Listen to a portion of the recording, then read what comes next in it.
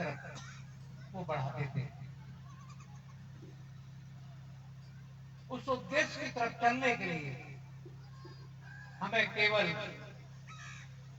कुछ नहीं चाहिए, ये दरबार हमें मिला हुआ है, हमें केवल श्रद्धा और विश्वास की आवश्यकता है। ये मार्ग श्रद्धा और विश्वास के ऊपर टिका हुआ। जब तक हमारी श्रद्धा और विश्वास पूर्ण नहीं होता अपने गुरु में, अपने भगवान में, अपने ईश्वर में, जब तक श्रद्धा नहीं होगी, श्रद्धा के साथ विश्वास नहीं होगा, तब तक इस मार्ग पर चलना बहुत कठिन हो जाता है। लेकिन उस कठिनता को सुगम करने के लिए परम पूज्य गुरुदेव का प्रादुर्भाव दुनिया में हुआ है, धरा पर हुआ है, जो कलिकाल के इस समय में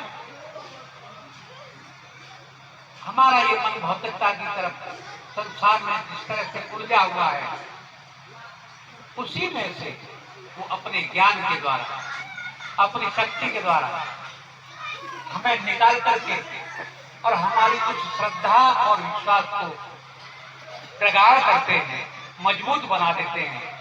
हमारी आवश्यकता केवल इतनी है कि उनके जो बताया हुआ मार्ग है या सत्संग के जहां जहां पर उन्होंने भंडारे सत्संग रखे हैं, वहां पर पहुंच करके हम उस चीज को सीखें, समझें, अनुभव करें और जीवन में उतारते हुए उसका अनुसरण करें, उस पर चले, तभी हमारे जीवन की सार्थकता है।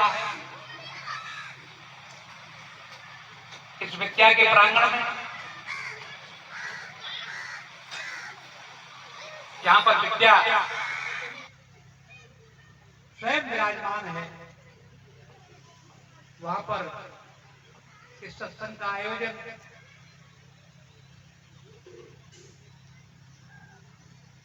एक ऐसा इत्तेफाक है, एक ऐसा आश्चर्य है, जैसे हमारे सामने ईश्वर साक्षात मौजूद है, गुरु साक्षात मौजूद है, लेकिन हमको भान नहीं हो पा रहा है। वो अपने ज्ञान से हमें इस बात को जनाते हैं।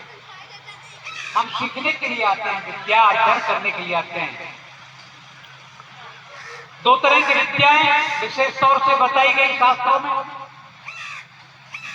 पराविद्या और अपराविद्या। एक जो संसार का ज्ञान कराती है,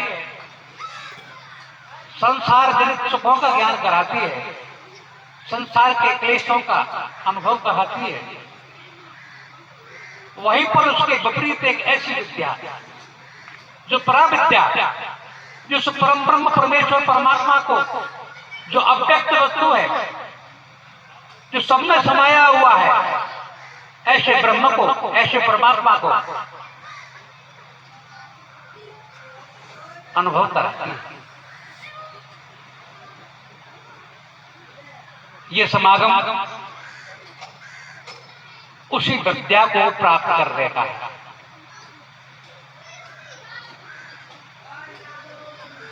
शरीर के, मन के सभी क्लेशों को दूर करते हुए आत्म तत्व में, उस परमात्मा में हमारे गुरुदेव इतने समर्थ हैं कि उनके सानिध्य में केवल बैठने मात्र से या सत्संग में बैठने मात्र से, संतों के सानिध्य में बैठने मात्र से हमारी जो मन की गति है, हमारी जो मन की प्रवृत्ति है, जो हमारे मन की चाल है, वो स्वयं ही